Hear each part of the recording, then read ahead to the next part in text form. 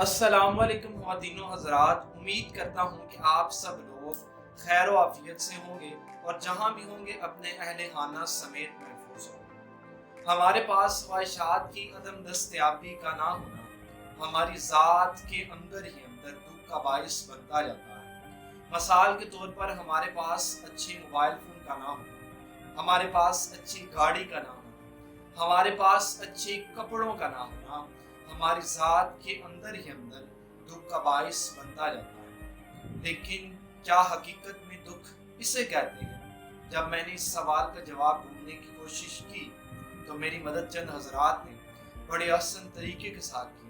انہوں نے مجھے بتایا کہ اگر آپ یہ جاننا چاہتے ہیں کہ دکھ کسے کہتے ہیں تو آپ اس بیٹے سے جا کر پوچھیں جو کہ ایمرجنسی وارڈ میں ساری رات اپنی ماں کا ہاتھ تھامے اس آس امید کے ساتھ بیٹھا ہے کہ ابھی اس کی ماں اسے آواز دے گی اور وہ جھوم کر اس کے ساتھ لپٹ جائے گا اور کہے گا کہ امی جی میرا حال پوچھئے نا، میں آپ کے بغیر ٹھیک نہیں ہوں۔ آپ اس بیٹی سے جا کر پوچھیں جو کہ گھر کے آنگن میں یہ صدائیں لگاتی سنائی دے رہی ہے کہ امی جی میرا گھر میں دل نہیں لگتا، میں اکیلی ہوں، میں اکیلی کیا کروں۔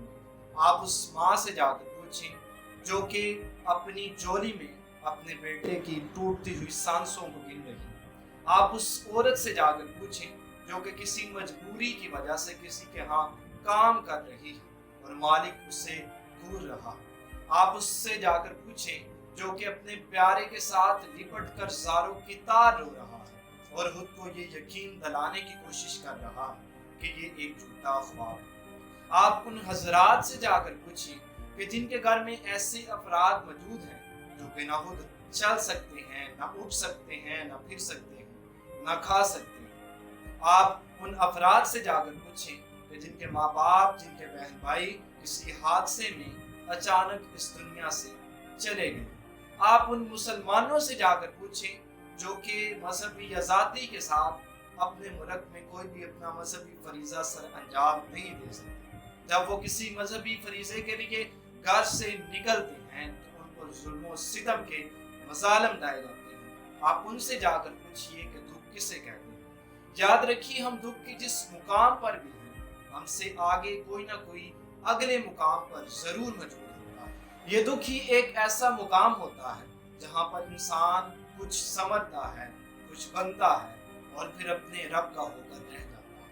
یاد رکھیے یہ جو ہمارے پاس خواہشات کی عدم دستیابی کا نہ ہونا دکھ کا باعث بنتا جاتا ہے، حقیقت میں دکھ کے ساتھ اس کا کوئی تعلق نہیں۔ حقیقت میں یہ دکھ نہیں ہوتا بلکہ یہ دکھ ہم نے اپنی مانگ پر خود سجائے ہوتے ہیں۔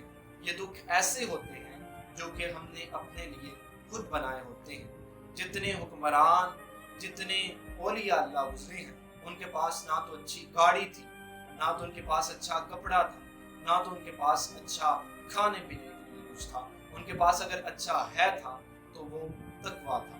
وہ اگر ان پر کوئی مصیبت آتی تھی تو اس پر صبر کرتے تھے۔ اگر ہم اس دکھ یا مصیبت میں اپنے آپ کو اللہ تعالیٰ کے سپرد کر دیں تو اللہ تعالیٰ ہمیں وہ بھی دے دیتے ہیں جو ہماری چاہت ہوتی ہے۔ لیکن اگر ہم اس کے سپرد نہ کریں تو پھر ہمارے لیے وہ دکھ، وہ مصیبت روگ بنتا جاتا ہے، پریشانی بنتی جاتی ہے۔ کیونکہ ایک حدیث قدسی ہے، اللہ تعالیٰ کہتے ہیں کہ انسان ایک تیری چاہت ہے اور ایک میری چاہت، پر ہوگا پھر بھی وہی جو میری چاہت ہے۔ بس اگر تو نے اپنے آپ کو اس کے سپرد کر دیا جو میری چاہت ہے تو میں تمہیں وہ بھی دوں گا جو تیری چاہت ہے۔ بس اگر تو نے اس کی مخالفت کی جو میری چاہت ہے تو میں تھکا دوں گا تمہیں اس میں جو تیری چاہت ہے، پر ہوگا پھر بھی وہی جو میری چاہت ہے۔ اگر ہم ان حالات میں ناشکری کے الفاظ ادا کریں تو ہمارے لیے سزا بنتی جاتی ہے۔ حضرت علی رضی اللہ تعالیٰ عنہ سے کسی نے پوچھا کہ ہم پر جو دکھ یا مصیبت آیا ہے ہمیں کس طرح پتہ چلے گا کہ وہ ہمارے لیے آزمائش ہے یا پھر ہمارے لیے سزا؟ تو حضرت علی رضی اللہ تعالیٰ عنہ نے بتایا کہ جو دکھ، جو مصیبت آپ کو اللہ تعالیٰ کی طرف لے جائے وہ آپ کے لیے آزمائش ہے، اور جو آپ کو اللہ تعالیٰ سے دور لے جائے وہ آپ کے لیے سزا ہے۔ یاد رکھیے اللہ تعالیٰ کی طرف جانے اور نہ جانے کا اختیار ہمارے پاس۔ ہم نے جو ہمارے اوپر مصیبت آئی ہے یا دکھ آیا ہے اس کو آزمائش بنانا ہے یا سزا بنانا ہے، اب یہ ہمارے ہاتھ میں۔ اللہ تعالیٰ مجھے اور آپ کو عمل کرنے کی توفیق عطا فرمائے، اور اس دنیا میں جہاں جہاں مسلمان ظلم کی چکیوں میں پس رہے ہیں، اللہ تعالیٰ ان کی مدد و نصرت فرمائے، اور اللہ تعالیٰ آسانیاں حاصل کرنے اور تقسیم کرنے کا شرف عطا فرمائے۔ آمین۔ اللہ حافظ۔